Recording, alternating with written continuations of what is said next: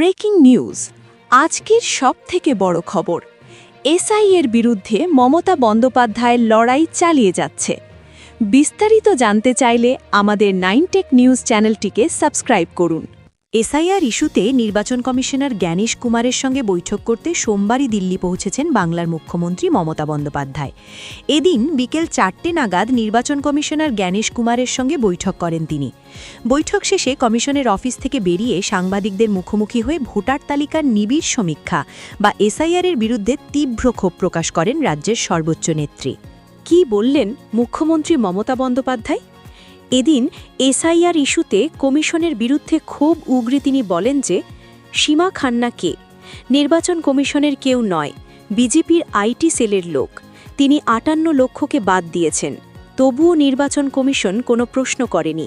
তিনি আরও বলেন যে জ্ঞানেশ কুমারের সঙ্গে বৈঠক বয়কট করে চলে এসেছি। তিনি আমাদের অপমান করেছেন, অসম্মানজনক কথা বলেছেন। নির্বাচন সদন থেকে বেরিয়ে সাফ জবাব মমতার। মমতা বন্দ্যোপাধ্যায়ের নিশানায় ইলেকশন কমিশন।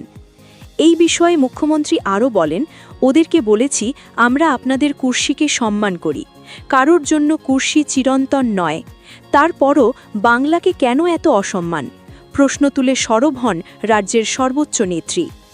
নির্বাচন কমিশনকে তোপ মমতার। তিনি আরও বলেন যে ১ ঘণ্টার বেশি সময় নির্বাচন সদনে বৈঠক করেন মমতারা।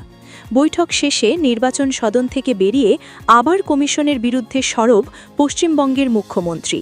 তার দাবি, আমি অনেক দিন দিল্লিতে রাজনীতি করেছি, মন্ত্রীও ছিলাম, কিন্তু এতদিনে এমন অহংকারী নির্বাচন কমিশন দেখিনি।